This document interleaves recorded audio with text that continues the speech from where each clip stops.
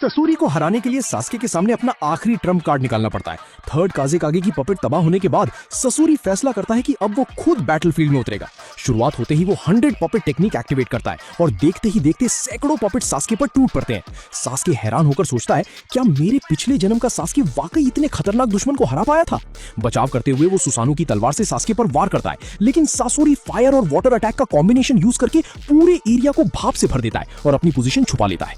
Target खो देने के बाद सासुके सुसानु की स्वॉर्ड पपेट्स की तरफ फेंकता है, लेकिन सिर्फ 3 पपेट्स ही टूट पाते हैं। बाकी सारे पपेट्स मिलकर सुसानु को घेर लेते हैं। वो सुसानु की डिफेंस तोड़ नहीं पा रहे होते, फिर भी लगातार अटैक करते रहते हैं, क्योंकि ससूरी जानता था कि जितनी देर सासुके सुसानु को एक्टिव रखेगा उतनी ही तेजी से उसकी चक्रा खत्म होगी। सासुके उसकी स्ट्रेटेजी समझ जाता है। वो सुसानु के दोनों हाथों में तलवारें बनाकर सीधा पपेट आर्मी के बीच घुस जाता है। जहां भी उसकी तलवार चलती, पपेट्स टुकड़ों में बिखर जाते। तभी ससूरी अपना दूसरा स्क्रोल एक्टिवेट करता है। उसमें से एक जबरदस्त हाई प्रेशर वाटर ब्लेड निकलती है जो आसमान के बादल तक काट सकती थी। सास्के हैरान रह जाता है, लेकिन इसी अटैक की वजह से ससूरी की लोकेशन रिवील हो जाती है। सुसानु तुरंत उसकी तरफ एक तीर छोड़ता है। ससूरी पानी के ब्लेड की रिकॉइल का यूज करके मुश्किल से बच निकलता है। अगले ही पल सास्के अपने 10 शैडो क्लोन्स बना देता है। हर क्लोन स्टील वायर्स लेकर पपेट्स की तरफ दौड़ पड़ता है। कुछ ही सेकंड्स में सारे क्लोन्स डिस्ट्रॉय हो जाते हैं और सासुरी हंसकर कहता है, आखिर तुम सिर्फ एक बच्चे ही हो।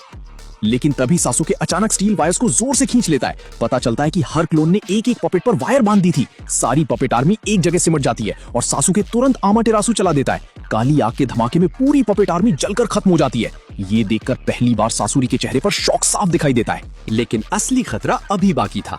ससूरी अपना चौथा और आखिरी स्क्रोल एक्टिवेट करता है। धुएं के बीच से एक विशाल वन टेल शुकाकू पपेट जायंट सामने आ जाता है। सास्के भी तुरंत दोबारा सुसानु एक्टिवेट करता है। शुकाकू पपेट की सक्शन पावर सुसानु को एक जगह रोक देती है और उसके तुरंत बाद एक भयानक एयर बुलेट सीधा सुसानु से टकराती है। इस जबरदस्त कॉम्बो अटैक से सुसानु टूटकर बिखर जाता है और सास्के जमीन पर जा गिरता है। सास्के तुरंत अपने स्नेक से शुकाकू पपेट को बांधने की कोशिश करता है, लेकिन जायंट पपेट अपने शरीर से सैकड़ों स्पिनिंग ब्लेड्स निकाल देता है और सब कुछ काट डालता है। धुआं हटते ही सास्के देखता है कि सामने टेल्ड बीस्ट बॉम्ब तैयार खड़ी है। पसीने से भीग चुका सास्के मजबूरन अपनी आंखों की हद से ज्यादा ताकत लगाकर थर्ड फॉर्म सुसानु एक्टिवेट करता है और सामने से आती टेल्ड बीस्ट बॉम्ब पर ब्लैक फ्लेम एरो छोड़ देता है।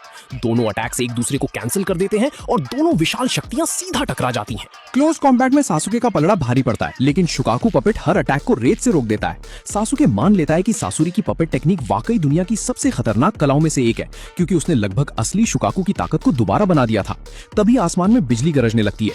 किरण चलाने की सारी कंडीशंस पूरी हो चुकी होती हैं, लेकिन सासुके समझ जाता है कि सिर्फ किरण से ये जायंट पपेट नहीं टूटेगा। इसलिए वो अपनी सबसे खतरनाक टेक्निक का सहारा लेता है। सुसानो के हाथ में बिजली जमा होकर एक विशाल चिदोरी का रूप ले लेती है। फिर सास्के व्हाइट कर्स मार्क की शक्ति उसमें मिला देता है और नीली बिजली सफेद रोशनी में बदल जाती है। ससूरी भी जवाब में एक और टेल बीस्ट बॉम्ब बनाता है और उसके बीच शुकाकू स्पीयर को जोड़ देता है।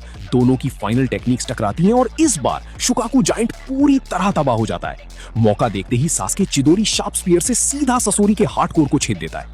वो जानता था कि उसके पास नारुतो जैसी टोकनो जुत्सु नहीं है, इसीलिए उसने हमेशा के लिए इस खतरे को खत्म करना ही सही समझा।